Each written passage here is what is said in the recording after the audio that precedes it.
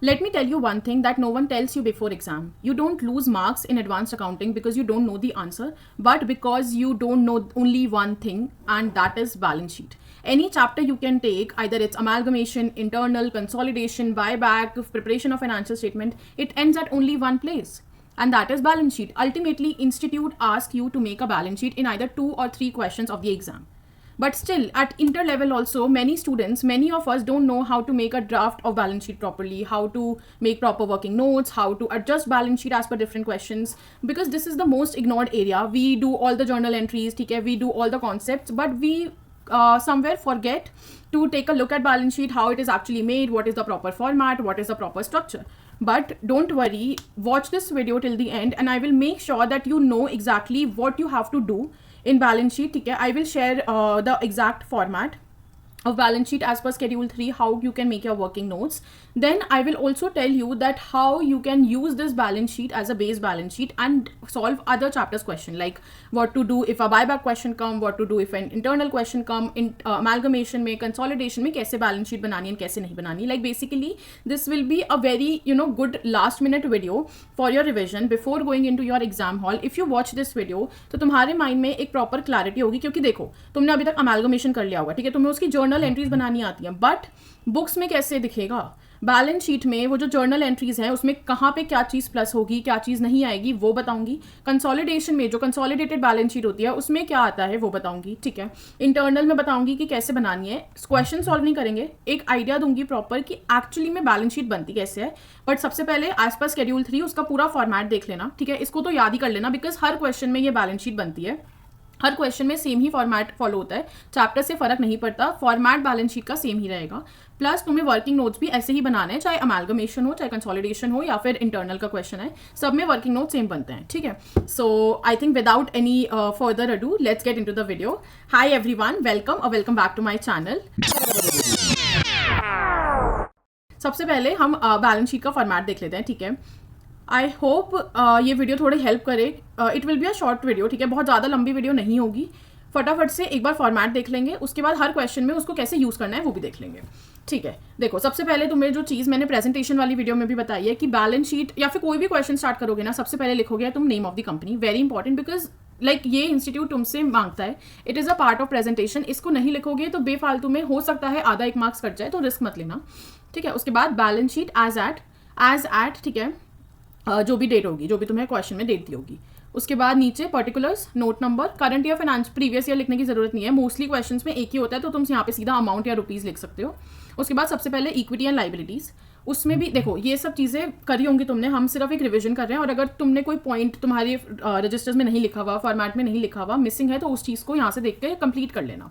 देखो, equity and liabilities, ठीक है, इसको थोड़ा सा बोल्ड में लिखो, जैसे है ना, परफेक्ट है ये, इसको ब्लाइंडली फॉलो कर सकते हो, तो इसको फॉलो करना प्लीज़, ठीक है. उसके बाद first point is share holders fund. अब शेयर होल्डर्स फंड में ये तीनों चीज़ें ही आती हैं, तुम्हें ये दोनों तो दिखेंगी, ठीक है. Share capital and reserves and surplus बनाना है. मनी रिसीव्ड अगेंस्ट वारंट्स नहीं आता, तो मतलब बस एक बार याद कर लो कि कौन से हेड में आता है अगर फाइनेंशियल का क्वेश्चन आ जाए, बिकॉज फाइनेंशियल में MCQ वगैरह में ये चीज़ पूछी जा सकती है. दूसरा point is share application, money pending allotment. And तीसरा point is non current liabilities, उसमें भी ये 4 पॉइंट्स ही आते हैं. लाइक बेसिकली इसके अलावा बैलेंस शीट में हमारे अभी इंटर लेवल पे इतना इससे ज़्यादा नहीं आता, ठीक है. दूसरी चीज़ जो देखनी है कि हर उसका नोट बनेगा, ठीक है. शेयर कैपिटल का नोट बनेगा, प्रॉपर नोट्स भी दिखाऊंगी अभी. रिजर्व्स का नोट बनेगा, उसके बाद यहाँ पे हर पॉइंट का नोट बनेगा.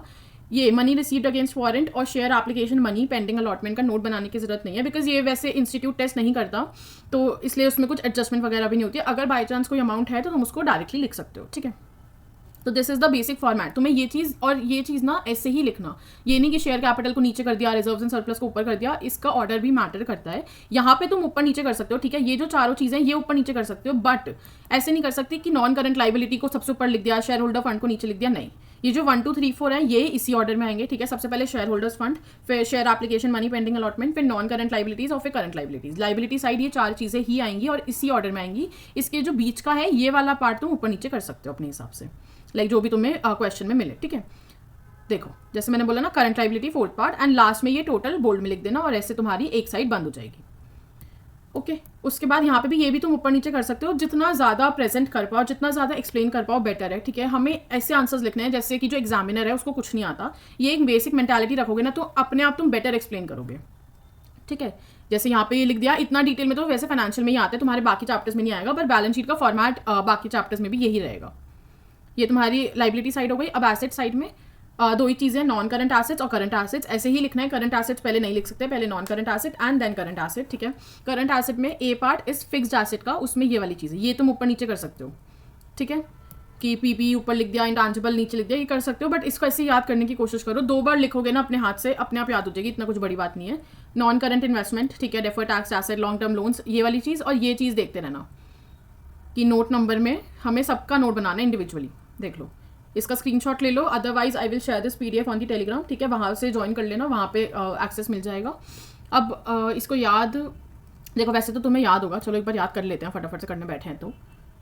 इक्विटी एंड लाइबिलिटीज में 4 चीज़ें फटाफट से revise with me. Share holders fund, ठीक है, दूसरा share application money pending allotment, तीसरा नॉन करंट लाइबिलिटीज एंड चौथा करंट लाइबिलिटीज, ठीक है। सबसे पहले शेयर होल्डर्स फंड में 3 चीज़ें आएंगी, share capital, reserves and surplus and money received against warrant. 2 बार बोलो हो जाएगा, क्योंकि देखो share capital, reserves and surplus 100 बार कर चुके हैं, और money received against warrant second part हो गया। अब थर्ड में नॉन करंट लाइबिलिटी और करंट लाइबिलिटी साथ में याद करो, क्योंकि सेम चीज़ें हैं। देखो, इसमें आती है लॉन्ग टर्म बोरिंग्स, इसमें आती है शॉर्ट टर्म बोरिंग्स, इसमें आती है अदर लॉन्ग टर्म लाइबिलिटीज, उसमें आती है अदर शॉर्ट टर्म लाइबिलिटीज, इसमें आती है लॉन्ग टर्म प्रोविजंस, उसमें आती है शॉर्ट टर्म प्रोविजंस। तीनों चीज़ें सेम है, बस एक चीज़ अलग है, इसमें आता है डेफर्ड टैक्स लाइबिलिटी नेट, ठीक है। लॉन्ग टर्म में नॉन करंट में डेफर्ड टैक्स लाइबिलिटी नेट आता है, और उसमें आता है ट्रेड पेबल्स, ठीक है। सिर्फ इतना ही फर्क है, और ये तुम्हें पूरा याद हो गया। लॉन्ग टर्म एक याद कर लो ना, सिर्फ long term borrowings, short term borrowings, other long term liabilities, other short term liabilities, long term provisions, short term provisions, और इसमें डेफर्ड टैक्स लाइबिलिटी एंड इसमें ट्रेड पेबल्स, ठीक है। बैलेंस शीट का लाइबिलिटी वाली साइड याद होगा, इसको 2 बार सुन लेना, याद हो जाएगा। अब एसेट में भी सेम चीज़, नॉन करंट एसेट और करंट एसेट में देखो, नॉन करंट एसेट में तुम्हें इतना तो पता ही है कि फिक्स्ड एसेट आता है, ठीक है। तो फिक्स्ड एसेट में क्या होता है, पीपीई, इंटेंजिबल एसेट, पीपीई जो अभी बन रहा है, ठीक है, तो वो कैपिटल वर्क इन प्रोग्रेस, और इंटेंजिबल एसेट जो अभी बन रहा है वो इंटेंजिबल एसेट अंडर डेवलपमेंट। उसके बाद non current investment, current investment, ठीक है, non current investment, current investment, long term loans and advances, short term loans and advances, other non current asset, other current asset. ये तीनों point भी same है। अब यहाँ पे देखो, ऊपर आता था डेफर्ड टैक्स लाइबिलिटी लॉन्ग में, लाइक नॉन करंट लाइबिलिटीज में, इधर आएगा deferred tax asset non current assets में, ठीक है। और यहाँ पे आज ऊपर क्या आता था शॉर्ट में, लाइक करंट लाइबिलिटीज में ट्रेड पेबल्स, तो यहाँ पे आएगा ट्रेड रिसीवेबल्स। और इतना तो देखो तुम्हें पता ही होगा, करंट एसेट में इन्वेंट्रीज और कैश इक्विवेलेंस, तो हमें लाइक वैसे भी याद होता है, जो चीज़ें याद नहीं होती वो बता दिए कैसे करो। Non current investment, other long term loans and advances, sorry other non current assets, other current assets, long term loans and advances, short term loans and advances. और यहाँ पे क्या आता है, इन्वेंट्रीज आती है, ट्रेड रिसीवेबल्स आती है, ठीक है, और कैश इक्विवेलेंस आता है। यहाँ पे क्या आता है, फिक्स्ड एसेट आता है और डेफर्ड टैक्स एसेट आता है, ठीक है। तो ये देख लेना, इसको 1-2 बार बोलोगे, 1-2 बार लिखोगे तो याद हो जाएगा, ठीक है। और उसके बाद ये टोटल करके इसको बंद कर देना। ये तो हो गया बैलेंस शीट का फॉर्मेट, हर बार ऐसे ही बनता है। और ये सबसे ज़्यादा इंपॉर्टेंट है, शेयर कैपिटल और रिजर्व्स एंड सरप्लस का वर्किंग नोट तुम्हारे इंटरनल में भी बनेगा, ठीक है, और बाकी अमेलगमेशन में भी बनेगा। बट इसको बनाना कैसे है, इसको ऐसे ही बनाना please.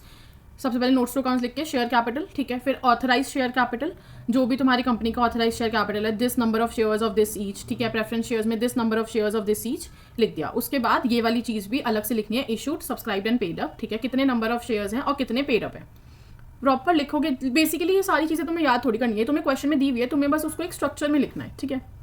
Very important, less calls in arrears और एड फॉरफीटेड शेयर्स, लाइक जो भी चीज़ें हैं ये वाली दोनों चीज़ें ऐड और लेस यहीं पे होती है। फिर show any shares issued other than cash और बोनस इशू, वो कहाँ दिखाते हैं, जैसे ये देखो, अगर प्रेफरेंस शेयर्स हैं, ये बेसिकली हो सकता है अमालगमेशन में कि तुमने लाइक शेयर इशू करे अदर देन कंसिडरेशन, तो यहाँ पे तुमने ये लाइन लिखी, ठीक है। उसके बाद इसके नीचे ब्रैकेट में लिखो this number of shares, like x number of shares are issued for other than cash, ठीक है। तो वो चीज़ लाइक बेसिकली प्रॉपर डिस्क्लोजर देना है, सिर्फ फाइनेंशियल चैप्टर में डिस्क्लोजर प्रॉपर नहीं देना होता, बाकी में भी तुम्हें वर्किंग नोट्स प्रॉपर बनाने हैं। उसके बाद रिजर्व्स एंड सरप्लस में ऐसे सारे रिजर्व्स एंड सरप्लस लाइन से लिखो प्रॉपरली, ठीक है। और अगर इनमें भी कोई मूवमेंट है ना, ये वाली चीज़ है कि जैसे अगर तुम्हारे किसी भी एक अकाउंट में मूवमेंट है तो ओपनिंग बैलेंस, ट्रांसफर हुआ है तो ऐड, यूटिलाइज हुआ है तो माइनस, और फिर क्लोजिंग बैलेंस। ये कहाँ पर आएगा, जैसे अगर मान लो ये सरप्लस पीएनएल में ये मूवमेंट है तो ये यहाँ पे इतनी चीज़ आएगी, अंदर लगेगा तुम्हारा ये पूरा कैलकुलेशन और बाहर आ जाएगा टोटल अमाउंट ऑफ सरप्लस, ठीक है। इसका स्क्रीनशॉट लेते रहना, नहीं तो इसका PDF ले लेना, ठीक है। आगे चलते हैं। पीएनएल के केस में क्या होता है, अब पीएनएल कहाँ पे यूज़ होता है, प्रॉफिट्स ऐड होते हैं, उसमें लॉसेस माइनस होते हैं, डिविडेंड पेड माइनस होता है, ट्रांसफर्स माइनस होते हैं। ये तो वैसे फाइनेंशियल के हिसाब से बहुत डिटेल में है, बट तुम्हें एक बेसिक आइडिया मिल गया कि प्रेजेंट कैसे करना है, ठीक है। यहाँ पे देखो क्या लिखा है, even if surplus is negative it is still shown under reserves and surplus, ये चीज़ें थोड़े बहुत पॉइंट्स हैं, ये पढ़ लेना जो बीच बीच की चीज़ें हैं। ये फाइनेंशियल के MCQ पॉइंट या फिर जो छोटे क्वेश्चन है 5 मार्क्स के 7 मार्क्स के उसमें आ सकता है, ठीक है। लॉन्ग टर्म बोरोइंग्स की प्रेजेंटेशन कैसे होती है? Basically you have to give them everything जो वो तुम्हें क्वेश्चन में प्रोवाइड कर रहे हैं इन अ स्ट्रक्चर्ड वे। जैसे लॉन्ग टर्म बोरिंग्स सिक्योर्ड या अनसिक्योर्ड होती है, ठीक है। बॉन्ड्स डिबेंचर्स हो गए, टर्म लोन है तो किससे है, लाइक प्रॉपर लिख दो ना, तुम्हें क्या जा रहा है, 2 मिनट जाएगा, तुम्हें उन्होंने सारी इन्फॉर्मेशन दे रखी है। अब जैसे लोन फ्रॉम रिलेटेड पार्टी है, if it is secured by hypothecation of plant and machinery या फर्नीचर, किसी भी चीज़ से वो तुम्हें इन्फॉर्मेशन तो दे ही रहे हैं ना, तुम्हें सिर्फ लिखना है। देखो, नोट राइट वेदर सिक्योर्ड और insecured, nature of security, rate of interest, terms of redemption, redeemable है, नॉन रिडीमेबल है, क्या है क्या नहीं, सब कुछ दे रखा है, वो सब कुछ लिख दो बस वापस, ठीक है, बट प्रॉपर स्ट्रक्चर में। डेफर टैक्स ऐसे अब देखो इसमें कुछ है नहीं, बट इसका भी वर्किंग नोट बनाया हुआ है। क्यों? क्योंकि हमें बेसिकली हर आइटम का वर्किंग नोट बनाना है जो बैलेंस शीट में है, ठीक है। ऐसी लॉन्ग टर्म लाइबिलिटी में trade payable if more than 12 months, other payable जैसे कि सिक्योरिटी डिपॉजिट, ये लिख दो। फिर लॉन्ग टर्म प्रोविजन में provision for employee benefit, gratuity और लीव इनकैशमेंट, और अदर्स में क्या आ जाता है, प्रोविजन फॉर लीगल केसेस। ये ना तुमने अगर अभी तक फाइनेंशियल नहीं भी किया है तो you can use this for revision of financial statement. इसके अलावा चीज़ें आना मुश्किल है, जैसे लॉन्ग टर्म प्रोविजन में तुम्हें इतना ही दिखने को मिलेगा मोस्टली हर क्वेश्चन में, तो तुम उसके हिसाब से इसको याद भी कर सकते हो, ठीक है। फिर शॉर्ट टर्म बोरिंग्स में short term loans, working capital liability, bank overdraft, cash credit, I am sorry, ठीक है। तो ये सब चीज़ें आ गई। फिर current maturity of long term loan, ये बहुत इंपॉर्टेंट पॉइंट है, इसमें भी हमें सिक्योर्ड अनसिक्योर्ड सब कुछ डिस्क्लोज करना है, ओके। आगे चलते हैं। ट्रेड पेबल्स में इंपॉर्टेंट है क्रेडिटर्स और बीपी होते हैं मोस्टली, ठीक है। आउटस्टैंडिंग ड्यूज ऑफ MSC या फिर अदर्स, लाइक बेसिकली जैसा डिस्क्लोजर दे रखा है वैसा डिस्क्लोजर लिख दो प्रॉपरली, क्लासीफाई करके कि कितनी चीज़ कैसे है। अब फाइनेंशियल के लिए, ये फाइनेंशियल स्टेटमेंट वाले चैप्टर के लिए ये वाली चीज़ इंपॉर्टेंट है। अदर करंट लाइबिलिटीज़ में क्या क्या आता है, जैसे current maturity of finance lease obligation, interest accrued but not due on borrowings, फिर interest accrued and due on borrowings, advance income received, unpaid dividend, like basically ये पढ़ लेना, ठीक है। ये वाली चीज़ें याद कर लेना क्योंकि ये इंपॉर्टेंट है। ये तुम्हारे अगर फाइनेंशियल से इस बार MCQ आए तो उसमें ये ऐसी चीज़ें टेस्ट हो सकती हैं। फिर शॉर्ट टर्म प्रोविजंस में प्रोविजन फॉर टैक्सेस मेन है, ठीक है। और लॉन्ग टर्म प्रोविजंस में वो जो प्रोविजन ऊपर था शायद लीगल केसेस वाला, वो वाली चीज़ इंपॉर्टेंट है, हाँ, प्रोविजन फॉर लीगल केसेस, ठीक है। यही दोनों टेस्ट किए जाते हैं मोस्टली। PPE का working note is very important, ऐसे ही बनाना, ठीक है। कोई और मेथड तुम्हें पता है कि पहले लाइक एक एक लिखा, लैंड एंड बिल्डिंग, ठीक है, ग्रॉस माइनस अक्यूमुलेटेड डेप्रिसिएशन, फिर WDV, या फिर ये टेबल वाला फॉर्मेट सही रहता है कि एक ही साथ तुमने ग्रॉस अक्यूमुलेटेड डेप्रिसिएशन और WDV का कॉलम बना दिया एंड एक एक करके लिख दिया और टोटल अमाउंट आ गया। तुम्हें पता है टोटल अमाउंट क्या है तुम्हारी बैलेंस शीट में, बट ऐसी प्रेजेंटेशन इंपॉर्टेंट है बिकॉज इंस्टीट्यूट मांगता है, ठीक है। सेम चीज़ करनी है इंटैंजिबल एसेट के लिए, कैपिटल वर्क इन प्रोग्रेस, और इसके लिए तो बस ऐसी इन्फॉर्मेशन दी होती है, वो लिख दो डायरेक्टली। फिर नॉन करंट इन्वेस्टमेंट में भी सेम, कहाँ पे है सब कुछ लिखो, ठीक है। प्रॉपर डिस्क्लोजर, इक्विटी शेयर्स में कितनी है, प्रेफरेंस में कितनी है, अदर्स में कितनी है। फिर provision for long term diminishing की वैल्यू कम कितनी हो सकती है उसकी प्रोविजन। फिर show market value of investment also is if given, कहाँ पे दिखा सकते हो, यहीं पे दिखा सकते हो, यहाँ पे ब्रैकेट में इक्विटी शेयर्स के आगे लिख दो ब्रैकेट में market value is equals to इतनी। तुमने देखा होगा वैसे भी जो नॉर्मली क्वेश्चंस में बैलेंस शीट या वर्किंग नोट होते हैं उसमें ऐसा लिखा हुआ होता है कि मार्केट वैल्यू कितनी है उस चीज़ की। सेम चीज़ करनी है डेफर टैक्स एसेट नेट, बस जितनी इन्फॉर्मेशन दे रखी है उतनी लिख दो, अपने आप से थोड़ी बनाओगे। This is an important point. Capital advances जो हैं even if it is for 1 month तो तब भी वो long term loans and advances में आता है, ठीक है। उसके बाद ये सब तो तुम देख ही लेना, बेसिकली देख लो एक ही चीज़ फॉलो हो रही है कि लाइन ड्रॉ करके प्रॉपर, और एक साइड अमाउंट लिखो, एक साइड जो भी है तुम्हारे पर्टिकुलर्स लिखो, और सब कुछ ब्रैकेट में जो भी इन्फॉर्मेशन है एक्स्ट्रा, सिक्योर्ड इनसिक्योर्ड की, टाइम पीरियड की, ठीक है, हाइपोथिकेशन की, वो सब चीज़ें लिखना है। अदर नॉन करंट एसेट, ठीक है। ये करंट इन्वेस्टमेंट की बात हो गई। इन्वेंट्रीज की बात हो गई, इन्वेंट्रीज में भी कॉस्ट और NRV which ever is lower पे दिखाया जाता है। NRV लाइक बेसिकली जो भी चीज़ें हैं वो यहीं पे बना दो। अगर अलग से तुम्हें वर्किंग नोट्स बनाने हैं तो तुम बना सकते हो इस चीज़ का, जैसे NRV का बन सकता था, बट नोट्स टू अकाउंट्स में भी दिखाओगे तो कोई इतना माइंड नहीं करेगा। ये आ गई trade receivable, secured TR, secured unsecured doubtful, सब कुछ प्रेजेंट करना है, ठीक है। डिटेल एजिंग दिखा दी कि trade receivable due for 6 months और अदर्स। फिर कैश एंड कैश इक्विवेलेंट में थोड़ी सी कंफ्यूजन होती है, बट इतना देख लो, ये तो चलो तुम एक बार रीड कर लेना कि क्या आता है कैश इक्विवेलेंट्स में, बट इट इज़ इंपॉर्टेंट कि ये वाली चीज़ देख लो, कैश एंड बैंक बैलेंस या कैश एंड कैश इक्विवेलेंट्स क्या यूज़ करना है, तो तुम cash and cash equivalent use कर सकते हो, ठीक है। क्योंकि यहाँ पे बेसिकली ज़्यादा बाइफिकेशन है कि 3 महीने से कम, फिर 3 महीने से ज़्यादा, बट 12 महीने से कम, तो तुम इतना ही यूज़ करो। और वैसे भी तुम्हें इन्फॉर्मेशन दी होगी कि कैश एंड हैंड क्या है, बैंक बैलेंस क्या है, तो वो तुम आराम से देख सकते हो, ठीक है। लास्ट का बच्चा लाइक बेसिकली ये तो वही बात हो गई कि ये तो मैंने तुम्हें एक बता दिया कि बैलेंस शीट कैसे बनती है, बैलेंस शीट का फॉर्मेट क्या है और वर्किंग नोट्स कैसे प्रेजेंट किए जाते हैं, बिकॉज बहुत लोगों को ये चीज़ नहीं पता होती है। तुम लोग ढंग से अपने नोट्स बनाते नहीं हो एंड फिर वो बाद में कन्फ्यूजन होती है कि अब लिखना कैसे है, तो ऐसे लिखना है, ठीक है। मेन तो बैलेंस शीट ही है, वर्किंग नोट तो शायद बना ही लोगे, तो बैलेंस शीट एक बार देख लो, ये प्रॉपर फॉर्मेट है, नोट नंबर और अमाउंट, ठीक है। फिर नोट नंबर एक एक लिखना है, ये देख लो, जो भी हेडिंग हो प्रॉपर लिखना। एसेट और इक्विटी एंड लाइबिलिटीज़ को कैपिटल में लिख सकते हो, लाइक बेसिकली ऐसे प्रेजेंट कर लो यार, 1 मिनट भी नहीं लगता, ठीक है। ये देख लो,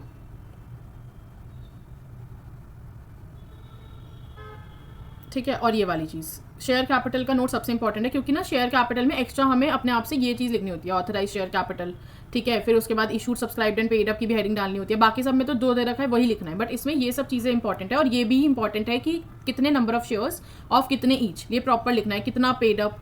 और शेयर कैपिटल मोस्टली हर चैप्टर में तुम्हारे यूज़ होता ही है, तुम्हें उसका वर्किंग नोट तो बनाना ही पड़ेगा। और रिजर्व एंड सरप्लस, ठीक है, देख लिया। तो ये तो हो गई पूरी बेसिक बात, ठीक है। अब चैप्टर वाइज देख लेते हैं कि जैसे बायबैक है, इंटरनल है, अमालगमेशन और कंसोलिडेशन है, इनमें अलग अलग तरीके से वो कैसे बनता है, इसका भी मेरे पास ड्राफ्ट है, वो बताती हूँ, ठीक है।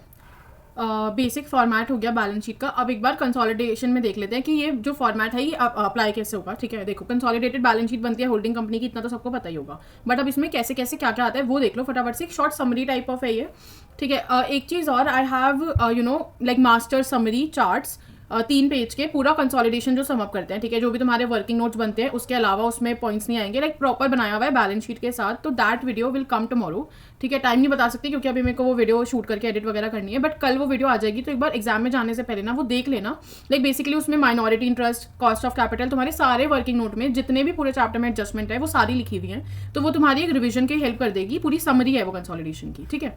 वो देख लेना। कंसोलिडेटेड बैलेंस शीट उसमें भी है सेम चीज़, बट यहाँ पे अभी देख लो क्योंकि हम बैलेंस शीट की रेफरेंस में बात कर रहे हैं, तो ये वाली देख लो, फिर अमालगमेशन देखते हैं, ठीक है। अब इसमें कंसोलिडेटेड बैलेंस शीट में होल्डिंग कंपनी में शेयर कैपिटल तो होल्डिंग कंपनी की आती है, इतना तो सबको पता ही होगा। उसके बाद reserves and surplus most important है, ठीक है। रिजर्व्स एंड सरप्लस में क्या क्या आता है, एक तो parent earning plus partner shares in subsidiary post acquisition profit. जिन्होंने कंसोलिडेशन करा है उन्हें ये चीज़ पता होगी, ये चीज़ लिख लो कहीं पे साइड में, जो पेपर्स में जाने से पहले एक बार देख लो। ये वाली चीज़ माइनॉरिटी इंटरेस्ट लिखना भूल जाते हैं हम लोग बैलेंस शीट में, मत भूलना प्लीज़, ठीक है, जितना भी परसेंट हो। फिर लाइबिलिटीज सारी आती है, 100% liabilities of holding and subsidiary और 100% of all the assets holding और सब्सिडरी के, excluding the investment cost of holding. ये हो गई तुम्हारी कंसोलिडेशन की बात। अब तुम्हें इसको प्रेजेंट कैसे करना है, हमारा मेन मोटिव तो प्रेजेंटेशन ही है ना।